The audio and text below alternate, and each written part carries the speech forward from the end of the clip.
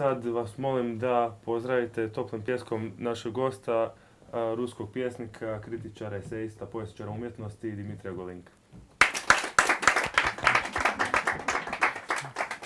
And we don't really have Russian poets very often in Croatia. Due to a lack of serious literary manifestations in Croatia, serious literary festivals and similar things. And even when we do have these kinds of events, for some reason we don't really have Russian-speaking authors. Vast majority of us was probably born in much bigger countries than that we are living in now. In our case, that would be Yugoslavia, and in your case, it would be USSR. So I'm interested with the break of USSR and Perestroika. What was the influence of the break on the literature? I mean, on one hand, you had a big, great, unified Soviet literature, and then on the other hand, or I might say maybe we didn't know about what's happening in Armenia, what's happening in Baltic countries. It was big Russian literature. And what's happening now? Do we have like a bunch of small literatures? Do we still have some kind of Russian hat across them? What's happening in the field? That's the complicated question. After the breakdown of the one unified literary model, we got several tendencies, we got several minority literary tendencies, but I think that if we speak about the Russian situation, the whole picture would be more complicated and more controversial, because what we could see now in the contemporary cultural field, that is the idea of the ressentiment of the mourning of the lost grandeur, of the lost sublime of this imperial cultural production, and it's persisted in the contemporary literature on the different levels. And exactly, if we'll speak about the writers' field of the literature, the writers who adhered to the imperial idea, they mourning this idea of the coalescence of all languages, of all styles, something like this. But also the collapse of the Soviet Union was the challenge for the leftist groups, because at the stake Soviet Union was the leftist empire. It was the empire which proclaimed the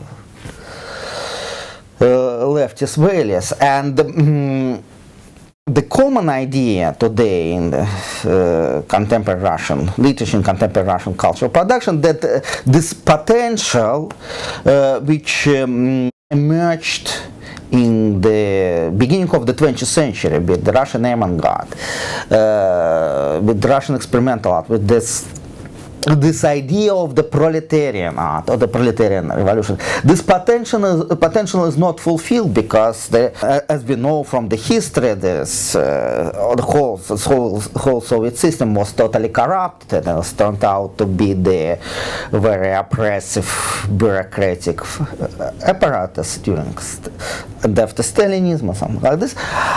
But the potential is not really realized, and so the question is about this potential which is persisted in the contemporary writing. On one hand, the imperial is usually connected with epic in a way. So in our perception, the Russian literature or the Soviet literature was always perceived like a big epic mainly prose literature. And I mean, through the times of Russian realism, before that Russian romanticism and so on, big Russian modern writers. And now we are pretty familiar with, due to few of the excellent Russian Croatian translators, we are pretty well introduced with writers like, I don't know, Prigov, Sorokin, Pelevin, Stogov, this one. But I think there was a certain rapture with the reception of contemporary Russian poetry. I mean, as it seems to me, even within the universities, we are all familiar with Russian symbolists, with Russian modern, with avant-garde writers, and most of that finishes with Mayakovsky. And for instance, I think I know of the younger contemporary Russian poets. I know only of Kirill Medvedev. So I think the reception is pretty poor. So I would like to, if you can, to give us like brief introduction in contemporary Russian poetry in the models which in the main courses, main models. It can be very short, but I think it's going to be something for us. Exactly, it's difficult to concise all this information because there were a lot of the different tendencies, a lot of the different shifts from the beginning of perestroika in the mid of the 80s, in the 90s and in these decades. So, and it was such the gigantic historical turmoil in which all this aesthetical and poetical values melted and struggle with each other. So it's very, for me, it's very difficult to depict one general picture. But what I would like to give you the few main features of the contemporary Russian poetry, Russian literature as I could see it. But the most interesting thing for me, and I'm working with this, I'm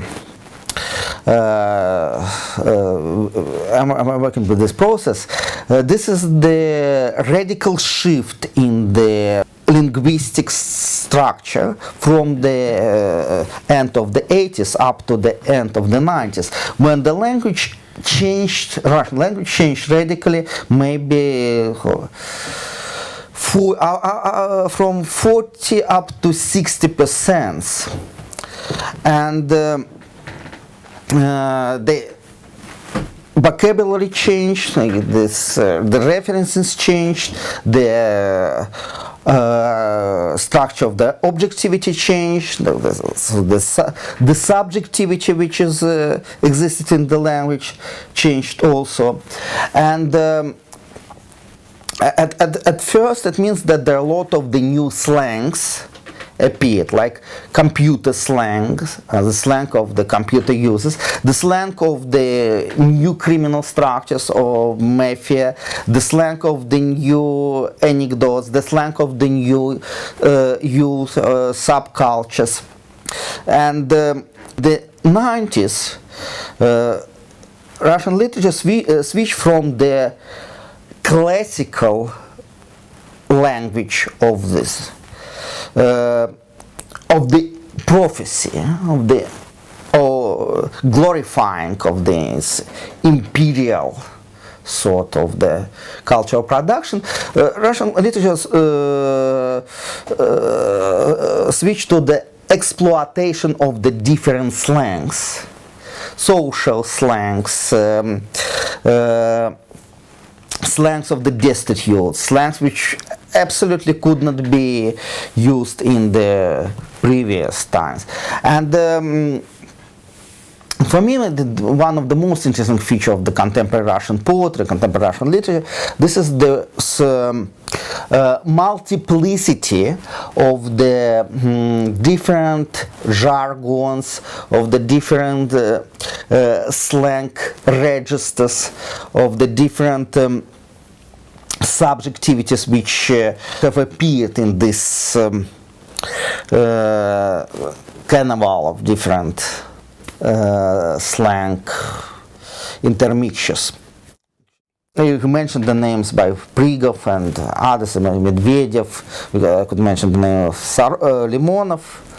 And in the contemporary Russian prose writing or Russian poetry, you could find a lot of the elements of this very brutal, very aggressive naturalism. So the depiction of the reality from the point of view of the reality itself.